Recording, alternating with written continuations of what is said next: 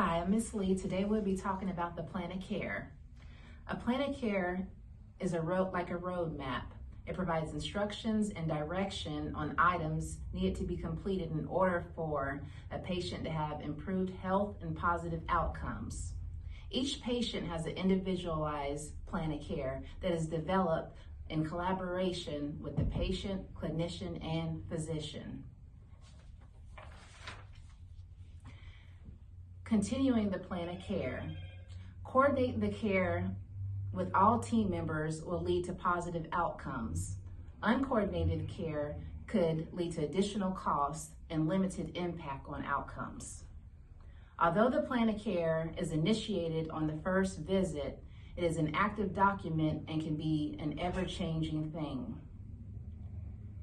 This involves the input of all team members. A case manager is assigned to oversee the entire plan of care through communication with the team members and a physician. The home health aid care plan will have a separate aid care plan developed with a clinician that identifies all tasks to be completed. This is a copy of the plan of care. It lists the daily activities that should be performed and the frequency. The aide should comply with the plan of care as written, and if any changes are needed to be made, please notify your case manager or supervisor. The home health aid care plan is a separate aid plan that is developed by the case manager.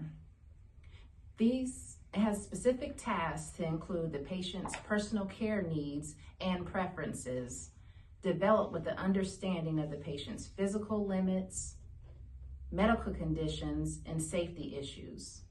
The home health aid care plan includes specific tasks that state the frequency of the tasks that need to be completed when you're doing the visit. A care plan should also include items to be observed and reported to the case manager. These items can include changes in skin conditions, such as redness, sores, or irritation.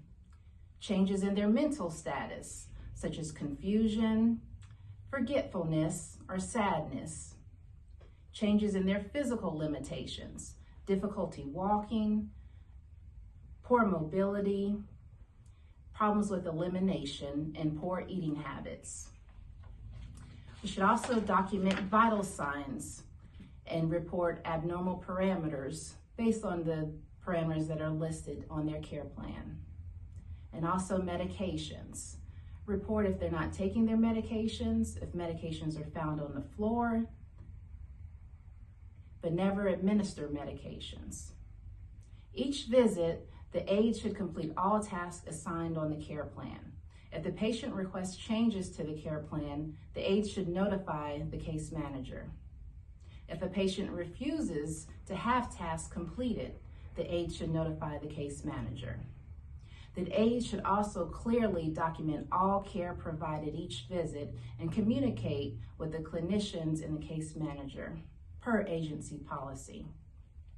The aide is required to have a supervisory visit every 14 days. The supervisory visits can include review of the aide's documentation of care provided, discussion with the patient about their rights, ensure that infection control practices are followed, ensure that communication between the patient and the aide are adequate, and ensure that any changes in the personal care or condition of the patient are reported to the nurse. During the supervisory visits, the clinician should evaluate continuing need for the aide services and if there are any changes that are needed. The link for the test is down below.